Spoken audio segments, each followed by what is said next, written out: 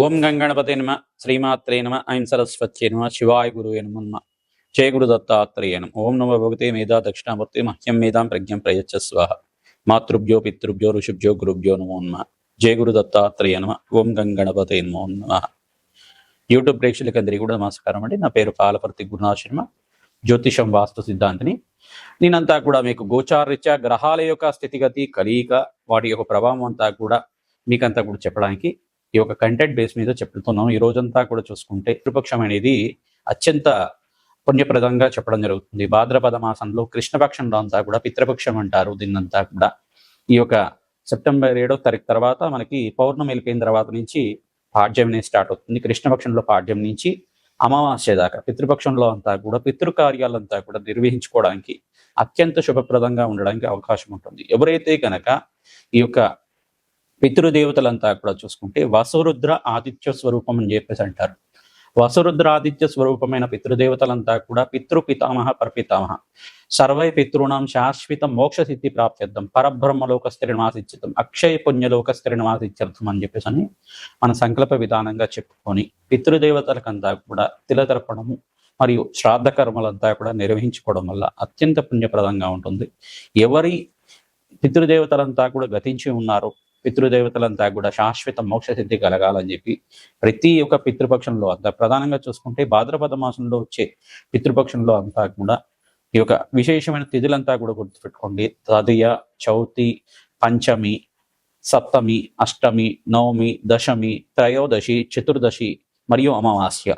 ఈ తిథుల్లో తప్పకుండా మీ పితృదేవతలు గతించిన తిథిని బట్టి కానీ మరియు పితృ అమావాస్య అంతా కూడా ఈ యొక్క భాద్రపద మాస అమావాస్య తిథి రోజు కానీ ఈ యొక్క అమావాస్య అంతా కూడా సెప్టెంబర్ నెలలో 21వ తారీఖు రోజున వస్తుంది. మనకంతా కూడా ఆదివారంలో వస్తుంది. మనకంతా కూడా చూసుకుంటే ఈ యొక్క పితృ దేవతలు ప్రీతికరంగా ప్రధానంగా చూసుకుంటే ఈ యొక్క పితృదేవతలు ప్రీతికరంగా తిలితర్పణాలు చేసుకోవడం కానీ మరియు పితృదేవతలు ప్రీతికరంగా మీరంతా కూడా శ్రాద్ధ కర్మలు నిర్వహించుకోవడం, పిండ ప్రదానం చేయడం, తిరపతర్పణం చేయడం మరియు స్వయంపాక దానం అనేది చేసుకోవడం, బ్రాహ్మణత్వంకంతా కూడా వేద బ్రాహ్మణత్వంకంతా కూడా సంకల్పపూర్వకంగా మీరంతా కూడా బ్రాహ్మణానం మమ దీమానం సాక్షాత్ నారాయణ స్వరూపాయ మహావిష్ణు స్వరూపాయ బ్రాహ్మణాయ అని చెప్పేసి అంటుంది. వేదమంతా కూడా వేద స్వరూపంగా మహావిష్ణు స్వరూపంగా బ్రహ్మస్వరూపంగా ఈ యొక్క శివస్వరూపంగా బ్రాహ్మణంతా కూడా భావించి ఆ బ్రాహ్మణత్వకంతా కూడా మీరు స్వయంపాక దానం ఇచ్చుకోవడం, పితృదేవతలకు ప్రీతికరంగా మీరంతా కూడా శ్రాద్ధ కర్మలు చేసుకోవడం, తిలతర్పణాలు చేసుకోవడం,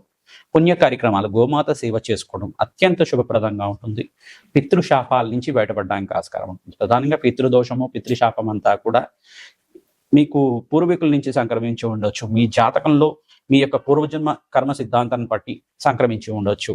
ఈ యొక్క జాతక ప్రభావం నుంచి పితృదోషము పితృశాపం నుంచి బయటపడాలి అంటే కనుక ఈ పితృపక్షంలో కనుక మీరంతా కూడా మోక్ష నారాయణ బలి విధానం కానీ ఈ యొక్క శాస్త్ర కర్మలు కానీ చేసుకోవడం వల్ల అత్యంత శుభ ఫలితాలు పొందడానికి ఆస్కారం ఉంటుంది. ఈ యొక్క కొంతమంది ఏం చేస్తారంటే పుణ్యక్షేత్రాలంతా కూడా బ్రాహ్మణ సమారాధన చేస్తుంటారు, అన్నదానం చేస్తుంటారు. దేవాలయ ప్రాంగణంలో అన్నదానం చేయడం వల్ల పితృదేవతలకు ప్రీతికరంగా అన్నదానం చేయడం వల్ల అత్యంత శుభమైన ఫలితాలు, కోటి యజ్ఞాల ఫలితం కలుగుతుందన్నమాట. యజ్ఞాలు చేసుకున్న ఫలితం అంతా కూడా పితృదేవతలకి తిలితర్పణాలు చేయించడం వల్ల అత్యంత శుభప్రదంగా ఉంటుంది. మనకంతా కూడా చూసుకుంటే ఈ యొక్క పితృదోషం అనేది ఏ రకంగా వస్తుందంటే ప్రధానంగా లగ్న చక్రవశాత్తు ఈ యొక్క అష్టమ స్థానంలో కానీ నవమ స్థానంలో కానీ రాహు కానీ కేతు కానీ ఉంటే కనుక ఈ యొక్క పితృదోషం అని చెప్పేసి అంటారు. లగ్న చక్రవశాత్తు మరియు ఈ యొక్క చతుర్థ స్థానం అంటే నవమ స్థానం పితృస్థానం అని చెప్పేసి అంటారు. ప్రధానంగా అష్టమ స్థానం ఆయుస్థానం అని చెప్పేసి అంటారు. ఈ స్థానాల్లో కనుక రాహు కేతులు కానీ ఉండి మరియు ఇక నవమ స్థానంలో కనుక రాహు కానీ కేతు కానీ ఉంటే మరియు శనీశ్వరుడు ఒక వీక్షణ పరస్పర వీక్షణ అంతా కూడా సూర్య భగవానుడి మీద ఉంటే కనుక శనీశ్వరుడికి 3 దృష్టిలు ఉంటాయి అన్నమాట. త్రిపాద దృష్టి, సప్తమ దృష్టి, దశమ దృష్టి అనేది ఉంటుంది. ఈ దృష్టితోటి కనుక సూర్య భగవానుడి మీద ఉంటే కనుక చతుర్థ స్థానం నుంచి కానీ నవమ స్థానం నుంచి కానీ లగ్నం నుంచి కానీ పితృదోషం అనేది ఉంటే కనుక ఈ యొక్క తల్లి తండ్రితోటి ప్రధానంగా చూసుకుంటే కొంచెం మనస్పర్ధలు ఉండడం కానీ, దూరంగా ఉన్న దేశాన్ని నుంచి విదేశంలో బతకడం కానీ, జీవితం అనేది కొంచెం ఎదుగుదల లేకపోవడం, ఆర్థికంగా ఎదుగుదల లేకపోవడం, అన్నీ ఉన్నప్పటికీ కూడా అనుకున్న స్థాయిలో పేరు రాకపోవడం, ఈ యొక్క కళ్యాణం వాయిదా పడుతూ ఉండడం, వివాహం అనేది వాయిదా పడుతూ ఉండడం కానీ, ఆలస్య కళ్యాణం తరచూ జరుగుతూ ఉండడం కానీ, కొన్ని తరాల వారికి కొంతమందికి మగ సంతానమే ఉండడం కానీ, కొన్ని తరాల వారికి కొంతమందికి స్త్రీ సంతానం అంటే కొంతమందికి ముగ్గురు స్త్రీలుగా అంటే స్త్రీ సంతానం కానీ, అంటే ప్రధానంగా చూసుకుంటే ఒక సంతానం అనేది ఆలస్యం అవుతూ ఉండడం కానీ, అంటే కొన్ని సంవత్సరాలు ఆలస్యం అవడం, పెళ్ళైన తర్వాత ప్రధానంగా చూసుకుంటే వివాహమైన తర్వాత ఒక 5 సంవత్సరాల తర్వాత కానీ, 8 సంవత్సరాల తర్వాత కానీ సంతానం అవుతూ ఉండడం కానీ, మిస్‌క్యారేజెస్ అవుతూ ఉండడం కానీ, ఇట్లాంటివి జరుగుతూ ఉంటాయన్నమాట. పితృదోషం, పితృశాపం ఉంటే గనక. పితృదేవతల ఆశీర్వాదం వరకే మనకంతా కూడా సంతాన యోగం సిద్ధిస్తుంది, వంశాభివృద్ధి కలుగుతుంది. ఇది అందరూ కూడా గుర్తుపెట్టుకోవాల్సిన విషయం. పితృదేవతల ఆశీర్వాదం ఉంటేనే వాళ్ళ అంశగా, వాళ్ళ యొక్క ప్రీతికరమైన అంశగా ఈ యొక్క సంతాన యోగం కలగడం, ఆ వంశాభివృద్ధి కలగడానికి కారకుడుగా జనించడం, మీకంతా కూడా జనించడం జరుగుతూ ఉంటాయి. పితృదేవతల ఆశీర్వాదం. కొంతమంది పిల్లలు చూస్తే పూర్వీకుల యొక్క తాత ముత్తాతల యొక్క పోలిక ఉందని చెప్పేసి పోలిక చూసుకుంటూ ఉంటారు. వాళ్ళ గుణగణాలు కూడా వచ్చే విధంగా ఉంటుంది. వాళ్ళ గుణగణాలు కూడా ఈ యొక్క మీ తాతగారు ఈ రకంగా చేశారు, ముత్తాత గారు ఈ రకంగా చేశారు అని చెప్పేసి చెబుతూ ఉండడం కానీ జరుగుతూ ఉంటుంది. తద్వారా మీకంతా కూడా శుభమైన ఫలితాలు వచ్చే విధంగా ఏం పరిష్కారం చేసుకోవాలి, ఈ మహాలయ పక్షం అని చెప్పేసి అంటారు, మహాలయ పితృపక్షం అని చెప్పేసి అంటారు. భాద్రపద మాసంలో వచ్చే కృష్ణపక్షంలో అంతా కూడా ఈ పితృపక్షము అని చెప్పేసి అనడం వల్ల ఈ పితృదోషం నుంచి బయటపడడానికి అత్యంత శుభమైన మంచి రోజులుగా చెప్పడం జరుగుతుంది. పితృపక్షంలో మీరంతా కూడా ప్రధానంగా చూసుకుంటే ఈ యొక్క పితృకార్యాలు నిర్వహించుకోవడం వల్ల అత్యంత శుభ ఫలితాలు పొందుతారు. మేషాది ద్వాదశ రాశుల వాళ్ళు ఏ కార్యక్రమాన్ని చేసుకోవడం వల్ల, ఎటువంటి పితృదానాలు చేసుకోవడం వల్ల అత్యంత శుభ ఫలితాలు పొందుతారు. వ్యాపారం అభివృద్ధి కావాలన్నా, మరియు వంశాభివృద్ధి కావాలన్నా, శీఘ్ర కళ్యాణ యోగం కావాలన్నా పితృపక్షంలో తప్పకుండా మీ యొక్క ఆ పితృదేవతలు గతించి ఉన్నవాళ్ళు తప్పకుండా మీరంతా ఇక్కడ తెలతర్పణాలు చేసుకోవడం, శ్రాద్ధకర్మలు ఆచరించుకోవడం, మరియు వసరుద్ర ఆదిత్య స్వరూపంగా ఉన్న పితృపితామహ ప్రపితామహ ఎవరైతే గతించి ఉన్నారో, గతించి ఉన్న పూర్వీకుల యొక్క సంబంధపానం అంటే బంధువులు ఎవరైతే గతించి ఉన్నారో వాళ్ళ పేర్ల మీద తర్పణాలు చేయడం, మీ పితృతిథి ఏదైతే ఉందో ఆ తిథి రోజున పితృదేవతలకు ప్రీతికరంగా ఈ యొక్క శ్రాద్ధకర్మలు నిర్వహించుకోవడం. అమావాస్య రోజునైతే కనుక ఎవరైతే గతించి ఉన్నారో, పుణ్యలోకాల్లో ఉన్నారో వాళ్ళకంతా కూడా స్వర్గరకంలో స్థిరమాసం ఉన్న పూర్వీకుల యొక్క పేర్లు చెప్పి వాళ్ళ యొక్క పేరు మీద అంతా కూడా తిలతర్పణాలు చేసుకోవడం, తద్వారా వంశాభివృద్ధి కలుగుతుంది. తద్వారా మీకు అంతా కూడా చతుర్దశి తిథి రోజునంతా కూడా కొంతమంది ఋషి తర్పణాలు అని చెప్పేసి చేస్తూ ఉంటారు. ఇవన్నీ కూడా ఉంటాయి అన్నమాట. తర్వాత తర్పణాలు అని చెప్పేసి అన్నప్పుడు మనకి ప్రధానంగా అగ్నిదేవుడికి ఈ యొక్క ఇద్దరు భార్యలు అని చెప్పేసి చెప్పడం జరుగుతుంది. స్వాహాదేవి, స్వదాదేవి అని చెప్పేసి. ఈ యొక్క స్వదాదేవి అంతా కూడా పితృస్థానానికి అధిష్టాన దేవతగా చెప్పడం జరుగుతుంది. స్వదాదేవి ఆరాధన చేయడం వల్ల పితృదేవతలకు అత్యంత ప్రీతికరంగా పొంది పితృదేవతలంతా కూడా స్వర్గలోకంలో, వైకుంఠలోకంలో, బ్రహ్మలోకంలో, ఊర్ధ్వలోకంలో, పుణ్యలోకంలో స్థిరనివాసంగా ఉండడానికి ఆస్కారం ఉంటుంది. శాశ్వత శివలోక ప్రాప్తి కలగడానికి ఆస్కారం ఉంటుంది. మోక్ష సిద్ధి కలగడానికి ఆస్కారం ఉంటుంది. మనం చేసే పితృకార్యాల వల్లే పితృదేవతలకంతా కూడా ఆకలి దప్పికలు లేకుండా ఉండడం, సకాలంలో వాళ్ళకి భోజనం అందడం కానీ జరుగుతూ ఉంటుంది. ప్రతిరోజు కూడా ఈ యొక్క అపరాహ్న కాలం అనేది ఉంటుంది. ప్రతిరోజు కూడా చూసుకుంటే 12 గంటల నుంచి 1:30 సమయం వరకు కానీ, 12:30 నుంచి మనకి 3:30 సమయం వరకు పితృపక్షం అని చెప్పేసి, అంటే అపరాహ్న కాలం అని చెప్పేసి అంటారు. 12:30 దాటిన తర్వాత అది అపరాహ్న కాలం అంటారు. ఈ అపరాహ్న కాలంలో అంతా కూడా పితృదేవతలు మీ యొక్క గుమ్మం ముందు వచ్చి ఉంటారు. వాళ్ళంతా కూడా మీరు పితృకార్యాలు ఏమైనా చేస్తున్నారా, వాళ్ళ ప్రీతికరంగా ఏమైనా వంటకాలు ఏమైనా చేసి వాళ్ళకి నివేదన చేస్తున్నారా, లేదు వాళ్ళని తడుచుకుంటున్నారా అని చెప్పేసి అని చూస్తూ ఉంటారన్నమాట.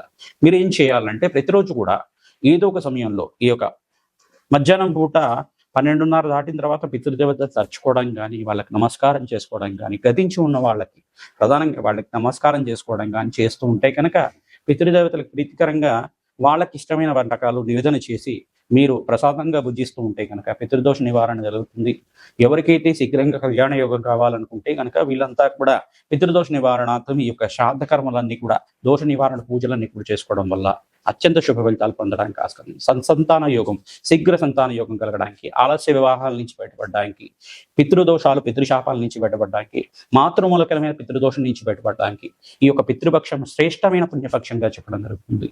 పుణ్యక్షేత్రాల్లో కనుక శ్రాద్ధ కర్మలు ఆచరించుకోవడం అంటే మనకి సప్త పుణ్యస్థలాలు అని చెప్పేసి అంటారన్నమాట.